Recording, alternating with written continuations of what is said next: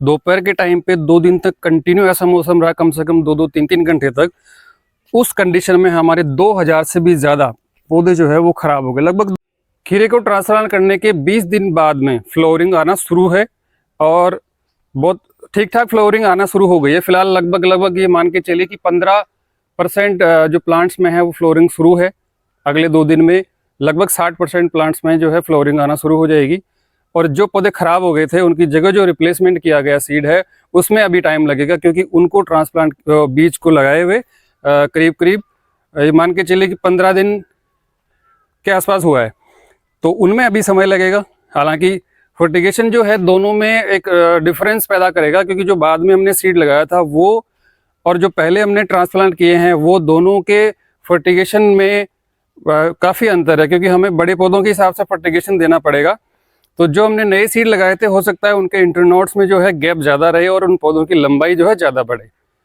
लेकिन देखते हैं आगे डिटेल्स में इन्हीं के वीडियोस जो डिफरेंस है वो भी आपके साथ शेयर करेंगे कि हमने 2000 बीज नए लगाए थे और कुछ बाकी के जो है वो हमने ट्रांसप्लांट किए। लगभग हमारे 7000 के आसपास तो पुराने पौधे हैं और 2000 के आसपास हमने नया बीज लगाया था। तो इसमें क्या डिफरेंस है उसके डिटेल्स में वीडियो आपके साथ शेयर करते रहेंगे खीरे के व्लॉग्स, नए व्लॉग्स में। खीरे की फसल को लेके ये है दूसरा व्लॉग और बीच में कोई भी वीडियो मैं डाल नहीं पाया क्योंकि काम इतना ज़्यादा था, कंट्रोल करना बड़ा मुश्किल रहा। लेबर की शॉर्टेज ज़्यादा होने के कारण काफ़ी सारे काम पेंडिंग रहे और जो धीरे धीरे अब जाके कंट्रोल में आए। पौधे हमने काफ़ी ख़राब कर लिए थे, रिकवर भी काफ़ी जल्दी हमने किया है। अभी ट्रांसप्लांट किए हुए लगभग ये 22 दिन के हो गए। लगभग 2000 पौधे हमारे ख़राब हो गए थे और उनकी जगह नया सीड हम लगाया था। जैसे ये है जो ख़राब हो गए थे इस तरह से, उसकी जगह ये नया सीड लगाया हुआ था, वो वाले पौधे हैं ये सीड हमने करीबन 7 या 8 या जुलाई के आसपास लगाए थे। ये ट्रांसफ़र करने के बाद में 2 दिन तक मौसम सही रहा। उस 2 दिन के दौरान पौधे बिल्कुल हेल्दी थे, लेकिन जैसे ही 2 दिन के बाद में टेम्परेचर बढ़ा, धूप इतनी तेज हो गई, दोपहर में हवा बिल्कुल नहीं चली, ह्यूमिडिटी बहुत ज़्यादा हो गई। उस कारण जो पौधे स्ट्रेस में रहे वो उठ ही नहीं पाए और लगभग 2000 के आसपास पौधे जो है वो ख़राब हो गए। इस समय जो है प्रूनिंग भी चल रही है और सपोर्टिंग भी चली हुई है। कुछ पौधों में जो है फ्लावरिंग आना शुरू हो गया, वो दिखाता हूँ आपको। लेकिन उसका जो कारण है, मतलब कुछ चीज़ें जो है हमें ध्यान रखनी होगी शुरू से ही, वो हम शायद कवर नहीं कर पाए और वो इस तरह की थी कि पॉली हाउस का जो स्ट्रक्चर था वो उसमें भी कुछ कमी थी। दूसरा, जो पौधे स्ट्रेस में आए उनको एक ढंग से इन्वायरमेंट नहीं मिल पाया ताकि वो रिकवर कर पाते। एक बार रिकवर होने के बाद तो बढ़िया चले हैं, उसके बाद तो हमने लगभग 2 तो फंजीसाइड की ड्रेंचिंग कर चुके हैं, 2 नहीं सॉरी 3 कर चुके हैं। एक फंजीसाइड जो है साफ की हमने ड्रेंचिंग करी, दूसरा एलिट की हमने ड्रेंचिंग करी। रूट के डेवलपमेंट के लिए हमने ट्रांसप्लांट करने से पहले सेलवार डाला था और उसके बाद में भी हमने सेलवार डाला है ड्रेंचिंग के माध्यम से एक बार। प्लांट्स को रिकवर नहीं हो पाने का एक सबसे बड़ा कारण ये था कि आप मेरे ये पीछे देख सकते हैं, ये एप्रोन पेपर है, लगभग मेरे कंधे से थोड़ा सा ही नीचे है, इतनी हाइट तक एप्रोन पेपर आया हुआ है।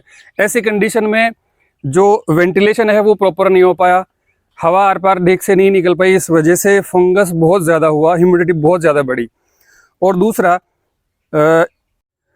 ये जो पॉली हाउस के बाहर की स्थिति, जो खेत आप देख रहे हैं ये वाले ऊंचाई पे हैं, यानी पॉली हाउस जहाँ बना हुआ है वहाँ पर अंदर पानी बहुत आया। कई बेड में पानी इतना भर गया था कि उनमें अभी देखो बीच बीच में जो घास दिख रही है ना, वो इसी वजह से है कि पानी बहुत ज़्यादा आ गया था। हालांकि हम 2 बार इसको घास को निकलवा चुके हैं, लेकिन पानी ज़्यादा होने की वजह से प्रॉब्लम रही ज़्यादा, तो इसकी वजह से भी अंदर जो है फंगस ज़्यादा हुई और पौधों को जो है नुकसान काफ़ी हुआ। अभी देखिए फ्लावरिंग शुरू है। जो ट्रांसप्लांट किए हुए थे प्लांट थे उनमें फ्लावरिंग अच्छी आ गई है, उसमें कोई दिक्कत नहीं है। पानी हम एक दिन छोड़ के एक दिन फर्टिगेशन के साथ ही चला रहे हैं, उसके अलावा ज़्यादा पानी हम नहीं चला रहे हैं फिलहाल। हाइट आप देख सकते हैं मेरे कंधे के आसपास की हाइट हो गई। फर्टिगेशन के बारे में अगर आप जानना चाहते हैं तो आप मुझे कमेंट कर सकते हैं। हम 2 कॉम्बिनेशन के साथ में फर्टिगेशन करते हैं और कौन सी कंपनी का फर्टिगेशन हम यूज़ कर रहे हैं उसके बारे में भी अगर आप कमेंट करेंगे तो हम अच्छे से आपको बता पाएंगे। लेबर मैनेजमेंट सही नहीं होने की वजह से हमें कुछ चीज़ों का नुकसान हुआ। और दूसरा, स्ट्रक्चर का हमेशा ध्यान रखें कि स्ट्रक्चर एक प्रॉपर मैनर में कंट्रोल, एक मददगार साबित होने वाला स्ट्रक्चर होना चाहिए। जैसे अभी हमारा जो स्ट्रक्चर है उसमें कर्टन्स में जो वेंटिलेशन है वो सिर्फ 2 मीटर का है, और ये भी पूरा खुल नहीं पाता, मतलब पूरा नहीं खुल पाता। जब वेंटिलेशन सही करना हो, जरूरी हो कि बहुत ज़्यादा वेंटिलेशन चाहिए उस टाइम, तो उसको आप ठीक से प्रॉपर करें। ये जो एप्रोन पेपर है जहाँ पर आपको वाइट पट्टी दिख रही है, ये वहीं तक होना चाहिए था, ये बहुत ज़्यादा है। इस वजह से भी जो वेंटिलेशन है वो ठीक से नहीं हो पाया, और ह्यूमिडिटी ज़्यादा होने की वजह से भी पौधों की जो हाइट है वो थोड़ी ज़्यादा बढ़ रही है। तो ये कुछ छोटी छोटी चीज़ें हैं जो ध्यान रखेंगे तो हमारा जो प्रोडक्शन है वो भी अच्छा आएगा और प्लांट भी हेल्दी रहेंगे। इसी तरह के नए वीडियोस जो हम क्रॉप के एक व्लॉग के माध्यम से आप सबके साथ शेयर करते हैं, नमस्ते किसान चैनल पे बने रहिए और सब्सक्राइब कीजिए।